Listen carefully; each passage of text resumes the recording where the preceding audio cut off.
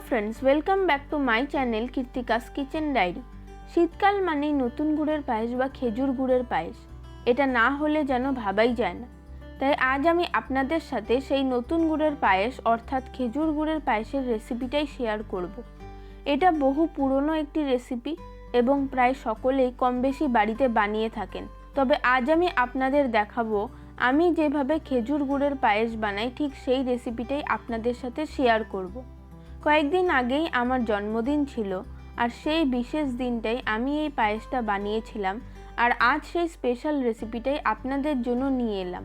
রেসিপিটি ভালো লাগলে অবশ্যই লাইক, কমেন্ট ও শেয়ার করে আমার চ্যানেলটিকেও সাবস্ক্রাইব করে দেবেন আর আমাকে আশীর্বাদ করবেন যাতে আমি আমার এই কুকিং চ্যানেলটাকে আরও এগিয়ে নিয়ে যেতে পারি। চলুন তাহলে শুরু করা যাক আজকের এই রেসিপিটি। তো খেজুর গুড়ের পায়েস বানানোর জন্য এখানে আমি সবার প্রথমে কড়াইয়ে দিয়ে দেব 1.5 লিটার পরিমাণে ফুল ফ্যাট মিল্ক। এখানে আপনারা চাইলে টোন্ড মিল্কও ইউজ করতে পারেন, তবে ফুল ফ্যাট মিল্ক দিয়ে পায়েস বানালে এর টেস্টটা আরও ভালো আসে।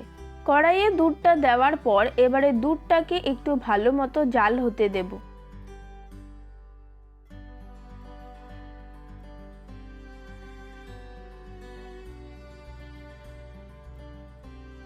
তারপর দুধ ভালো মতো ফুটে উঠলে এবারে গ্যাসের ফ্লেমটাকে লোতে করে দিয়ে এর মধ্যে দিয়ে দেব আগে থেকে ধুয়ে ভিজিয়ে রাখা 3 মুঠো পরিমাণে গোবিন্দভোগ চাল, দেব ছোট বাটির হাফ বাটি পরিমাণে চিনি আর সাথে দিয়ে দেব 250 গ্রাম পরিমাণে খেজুরের গুড়।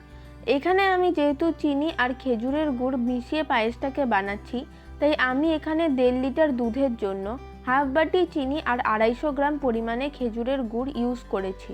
তবে এখানে আপনারা চাইলে শুধু খেজুরের গুড় দিয়েও পায়েসটা বানাতে পারেন, সেই ক্ষেত্রে এখানে আপনাদের 350 গ্রাম পরিমাণে খেজুর গুড়ের ইউজ করতে হবে।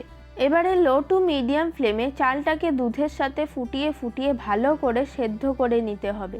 আর আমি এখানে যেহেতু 1.5 লিটার পরিমাণে দুধ নিয়েছিলাম তো সেই জন্য কিন্তু আমি এখানে 3 মুঠো পরিমাণে চাল ব্যবহার করেছি। আপনারা যদি এখানে দুধের পরিমাণটা কম বেশি করেন তাহলে চালটাও কিন্তু সেই বুঝেই দিতে হবে, তাহলে আপনাদেরও পায়েস কিন্তু একদম পারফেক্ট তৈরি হবে। কিছুক্ষণ পর দেখুন এখানে আমার চালটা খুব সুন্দরভাবে সেদ্ধ হয়ে গিয়েছে। চালটা সেদ্ধ হয়ে যাওয়ার পর এবারে এর মধ্যে আমি দিয়ে দেব কিছুটা পরিমাণে কাজু আর কিশমিশ। এবারে ফ্লেমটাকে মিডিয়াম টু হাইতে করে দিয়ে পায়েসটাকে আমি আরও 2-3 মিনিট একটু ফুটিয়ে নেব। খেজুর গুড়ের পায়েসে কিন্তু খুব সুন্দর একটা গন্ধ হয়, তাই আমি এখানে আলাদা করে ছোট এলাচ বা তেজপাতা ব্যবহার করছি না, কারণ গুড়েরই খুব সুন্দর একটা গন্ধ আছে। তবে আপনাদের ইচ্ছে হলে আপনারা অবশ্যই ব্যবহার করতে পারেন। আমাদের নলেন গুড়ের পায়েস এখানে একদম তৈরি সার্ভ করার জন্য। এবার গ্যাসের ফ্লেমটাকে বন্ধ করে দিলাম। ব্যাস তৈরি হয়ে গেল আমাদের খেজুর গুড়ের পায়েস। বাড়িতে অবশ্যই একবার এইভাবে ট্রাই করে দেখবেন আর আমাকে কমেন্ট করে জানাবেন রেসিপিটা আপনাদের কেমন লাগলো।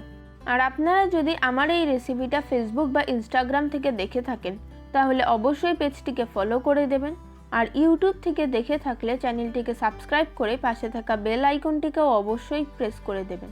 আজকের মতো এই পর্যন্ত, ফিরে আসবো নতুন কোনো রেসিপির সাথে। ভালো থাকবেন, সুস্থ থাকবেন, ধন্যবাদ।